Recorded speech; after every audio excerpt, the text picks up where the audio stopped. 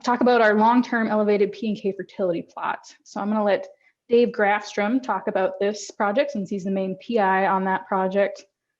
And he's the research agronomist at the U of M research or Magnuson Research Station up in Roseau, Minnesota. So I will give it, I'll have Dave turn his video on and we'll pass it over to him. Okay, thanks, Missy. Good morning from Roseau. So even with COVID, it's been some challenges, we all know. 2021 is looking up. Winter sports started last week, and for those who enjoy winter sports like I do, you can't go see them in person, you can listen on the radio. And we see a lot of ice house heading to the big lake. And for those ice fish, that's something that we can also do. So I said 2021 is looking up. As Missy said, she's driving my presentation, so if I get too long-winded, she'll just click through the slides and then it'll be done. So as she mentioned, my name is Dave Grafstrom. I'm a research agronomist in Roseau at the U of M Magnuson Research Farm. And this project, I would say it's just been a fantastic relationship with several partners, the wheat growers, soybean growers, AFRAC, University of Minnesota, and of course, our farmer cooperators. So this really has been, like I said, a good project, something that doesn't happen very often. Takes a little bit more legwork to get it going, but I think this could be a model for some research that we got going on in the future. Just come up with some good ideas and we can go. So Missy, next one. So what we're talking about today is listed there. A lot of things to talk about in a short amount of time. So I think we'll just go to the next slide. So what do we know about the soils in Northwest Minnesota? Well, we know Lake Agassiz was the origin of a lot of the soils. You get close to the Red River, you got heavy, deep soil. Get further east and west of that, you get a little bit more, the soil gets lighter, get some gravel ridges, so you have quite a diversity of soil. We know that cold soils can reduce nutrient uptake, as can high pH soils, and we have both of those. We do know that a 50 bushel bean crop removes 40 pounds of P2O5 and 70 of K2O. An 80 bushel wheat crop is 50 of P and 30 of K. So not that many years ago, a 70-30-30 was a pretty common blend for P and K. If we continue to use that from the data above, we're gonna have to mine the soil, and if the soil is not capable of providing P and K, we're gonna be in a deficit situation. So the next slide. So what are the P and K? This is a slide from AgVice Laboratories, and John Lee shared this, and this is 2019 data, but on the left is soil test P. And look in the northwest corner, 86% of the samples sent to AgVice were less than 15 ppm Olsen. You get a little bit further to the east, it was 73%. So 3/4 of the samples sent in to AgVice were, could be a little, you could say a little short on P. How about K? Close to the river, 32% of the samples, but you get further east, those 81%. So that information tells us that we do have some challenges with P and K in the soils we have here in Northwest Minnesota. Next slide. So the NASU's done quite a bit of work, as has other universities, on soil test calibrations. And this is primarily for a resource document, so you can refer to, if you so desire. The P and K levels, the type of test, and then what the categories are: the very low, and P would be 0 to 3, the very high, greater than 16 parts per million on the Olsen test. The K test, 0 to 40 is very low, greater than 161 is very high. So the probability of response, if you're in the low category, you got an 80% probability that you'll see a response from fertility applied. But even at the very high level, or the high level, you got 20 to 40%, 30% on average, you might see a response. So it just kind of gives you a little baseline of what kind of responses you could typically find. Next one. So this, if you heard me talk before, this is one of my slides that really illustrates plant growth and yield and some of the limitations we have. And this is Justin von Liebig's barrel stave concept, which was developed years ago. Really what it says is, plant growth is limited by the most scarce element. So it's, illustrated by the slats in a barrel. In this particular illustration, it shows that P2O5 is the most limiting nutrient. So until you rectify that, that's going to cap your yield. So you add a little bit of P2O5 and then the slat gets bigger. Well, then maybe the sulfur is the most limiting. You add some sulfur, the slats go up. So the goal then is really, to provide both macros and micros needed to maximize growth and yield. So why not just pour the coals to it and just put on everything you need? Well, the pocketbook kind of gets in the way, but also, the next slide, please. Also, there's some work that says too much of one nutrient will either enhance or decrease the availability of another. Now, again, this is more for reference. It's a busy slide, but just tells you that, the black lines represent a positive response, the green lines a negative or an antagonism. So different nutrients can impact a response. So in the case of high N, you can have some boron, copper, potassium. High P, that can reduce iron, calcium, zinc, and high K can reduce magnesium. So I don't want to spend a lot of time on this, but just kind of illustrates the point that the idea that, well, let's just keep adding and adding and adding. There comes to be a point where you're going to hurt yourself. Next slide. So that's where the tissue test comes in. And again, not going to ask you to memorize this, but this was some South Dakota State University data that was published of August of this year. Just list the different nutrients, the ideal range, a likely response range, and then a probability of a small response. So a tissue test can definitely help us identify if we do have nutrients that are either short, right in the sweet spot, or if they're too much. So that can maybe help guide us on our fertility programs for the coming year, or if it's still time to do a post-emergence application of some micronutrients. So it's again, just kind of a reference document, but just kind of the reason that we're doing some of this tissue and soil test data to try to have a little better idea on end yield. Next one. So why did we do this project in the first, what was the idea, the rationale? Well, this is USDA District 10, Northwest Minnesota, from Roseau and Kitson County in Northwest down to Clay and Becker in the South. It's 2007 was 1.1 million acres of beans. 2017, 1.8, a pretty healthy increase. Soybean yields in that same time frame are relatively flat, about 35, but wheat yields a pretty good increase. Now, we do know that soybeans in the rotation make wheat better. Now, wheat, they've had some, definitely improvements in genetics and management, but just for example, soybeans in the rotation, not that many years ago, I remember a lot of the wheat fields, barley fields, wild oat was one of the most common weeds that you saw. Now, for the last 10 years or better, when soybeans have been in the rotation, you don't see a lot of wild oats. That's just one reason that there's a lot of pluses from the soybean wheat rotation. Next one. Next slide, Macy. Okay, so the objectives are, what are we trying to do? Well, we want to establish this long-term, like 4-year minimum trial to really conduct research, both small plot and large on farm, to see what the increase of what the elevated levels of P and K might have on both yield of soybeans and wheat.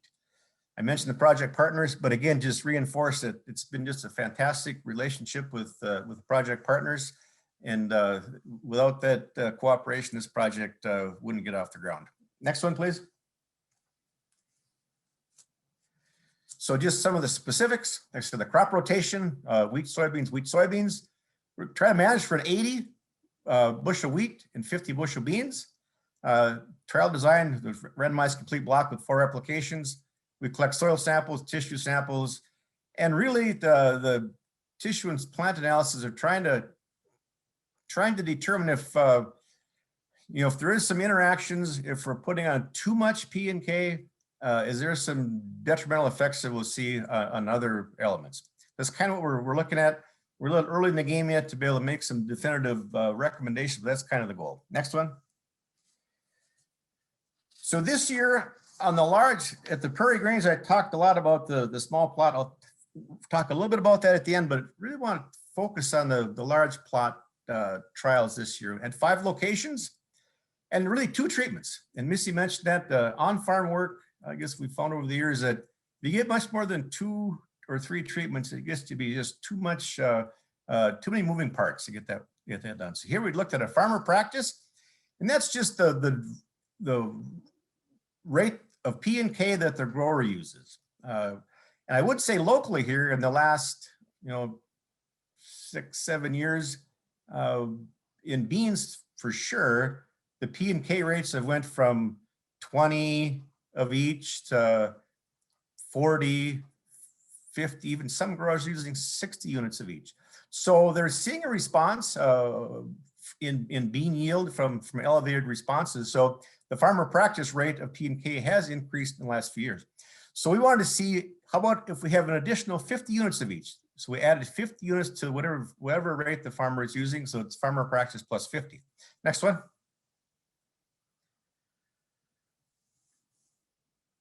So at harvest, headlands are taken off, and then each strip had a full header width, the length of the field, and then each strip either grain cart or weigh wagon and weighed the sample and calculated yield. Next one. So the sites, wheat site was Elbow Lake, and soybean sites were Badet, Rust, and 2 in Roseau. And just a quick shoot this slide that John Deere Gator we use a lot for soil sampling and works real well to go up and down the strips after harvest and take soil samples. Just kind of gives a depiction of a header width going down the length of the field in a soybean field in 2020. Next one. Soil sampling. And for those who have done it, this is going to be old news. Those who haven't or want to do it, I just would say this: in heavy soils, this is what you find out pretty quickly, and you get that soil sticking on the probe, and it's difficult to get samples. WD-40 works extremely well. I've talked to several soils lab, and they keep telling me, no, Dave, don't worry about that. That WD-40 doesn't have any impact at all on soil test results. By using this WD-40, like I said, we use several cans of this stuff just to make sure the probe is clean and can get through some of this heavy soil we have up in Northwest Minnesota. Next one. So results, what did we find? Well, soybean yields range from 30.7 to 50 bushels per acre. In one of the 4 sites, so 25% of the time, we did see a yield benefit from the farmer practice plus 50 compared to the farmer practice. The range in harvested soybean yield, that's the soybeans that were harvested from the strips, ranged from 29.7 to 55.2. But the range is even greater.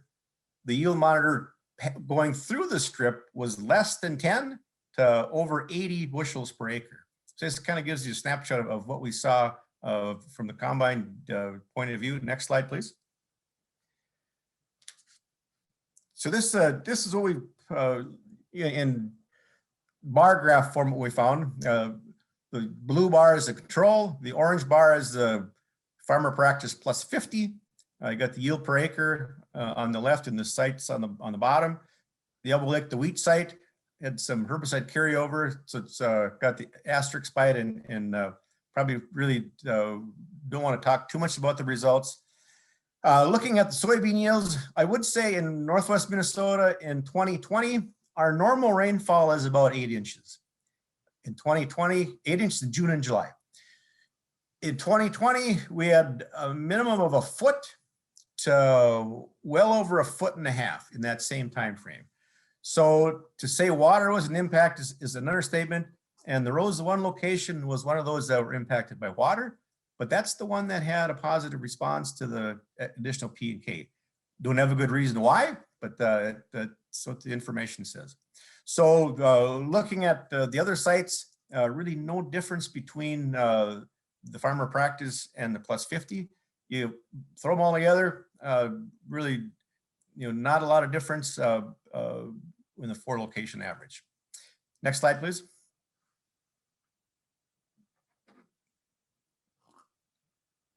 So tissue tests and soil tests, I talked a little bit about that. We're looking more and more as we go through this small plot and large plot trial to kind of see if we can't use these two methods to help us guide us into areas we want to increase both wheat and soybean yield. So the soybean tissue test, we're taking about half the sites. All the nutrient levels were in the normal sufficiency range based on that table we showed earlier. The P levels were increased in half the time. K levels 100% of the time in the farmer practice plus 50 compared to the farmer practice. Boron levels, for some reason, were less in the farmer practice plus 50 compared to farmer practice, and the other nutrients were non-conclusive. The soil test results, P and K levels were higher from the farmer practice plus 50 than the farmer practice. One site, the P and K levels were on the high level. The other sites, P and K levels were low to medium. And boron, copper, manganese, and zinc all tested the medium at all sites. But as yields increase, I think we might you want to look a little closer at how some of these micronutrients are impacting yields. Next one, please.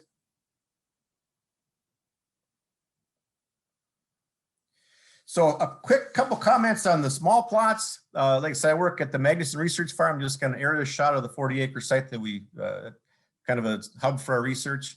The research team there listed. Next slide, please. Go through these relatively quickly. So a lot of numbers, a lot of information. This would be mainly for reference, but just to point out that there was 16 treatments in the small plot trial. P levels alone, K levels alone, the combination, and then the untreated was treatment number 16. Looking at LSDs for yield at the 10% level, 6.2 with the CV of 7.2, gives you, tells you that the data set's pretty sound. Some confidence that you can say that the information that you're getting is quite good. We looked at yield, test weight, protein, soil tests, and tissue test results. Just basically say that the yields range from 67 to 76. My screen's kind of shut off here, so I can't see. But the yields were higher from 40, 60, 80, and 100 units of both. Now look over at the zero range, the zero level, number 16. The parts per million P was 16. That's in the high category.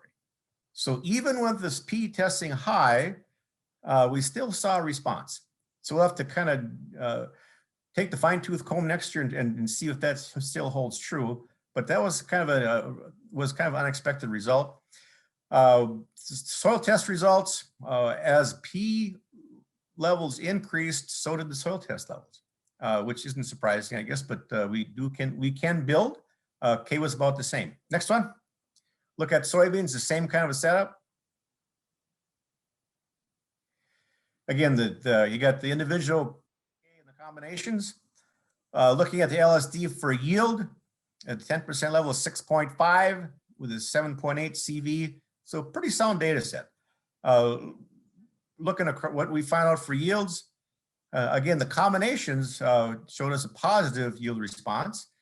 And looking over at the parts per million P level from the 0 to treatment 16, 3.3, so that's in the low category. The 109 in K is also in it's the medium category. So I guess suffice it to say that we're seeing responses in soils that were both high in P and low in P, which was kind of a little bit of a surprise to us, but we'll keep after this for another couple of years at these same sites and see what kind of trends exist. So next one, please. So small plot, what what can we say with 2020? We had one soybean, one wheat trial. We had higher wheat yields from the combination, higher soybeans from the combination. P levels kind of increased as the P rate increased in both the low testing and the high testing soil.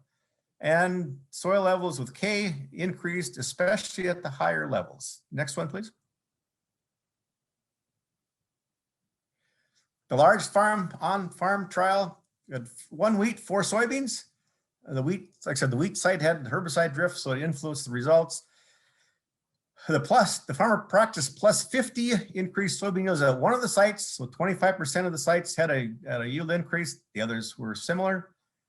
P and K tissue levels generally were higher from the farmer practice plus 50 compared to the farmer practice. And fall soil tests indicated that the farmer practice plus 50 was building soil P and K compared to farmer practice. Next one. And that, I think, should be the end. So again, just wanted to really stress that the partnership with these organizations have been just really, really fantastic, and it's been a joy to work with. So the last one is contact information. If you have questions, comments, suggestions, let either one of us know, and we'll do the best we can to address those. So thanks for your attention. All right, we've got a minute or two for questions. And I think, Dan Kaiser is also on with us, and I think he's going to turn on his video and maybe be able to tag team some of the nutrient questions.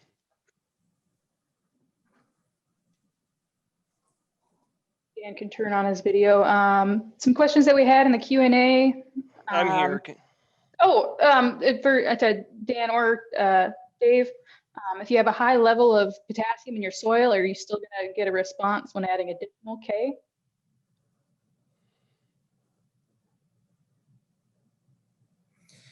The data we have, and I'll talk a little bit more about this at the end of the next presentation. So I don't know, Dave, if you've got any comments. So I guess it's kind of surprising, but we have seen a little response, but we haven't had the real high K levels that to really address that clearly.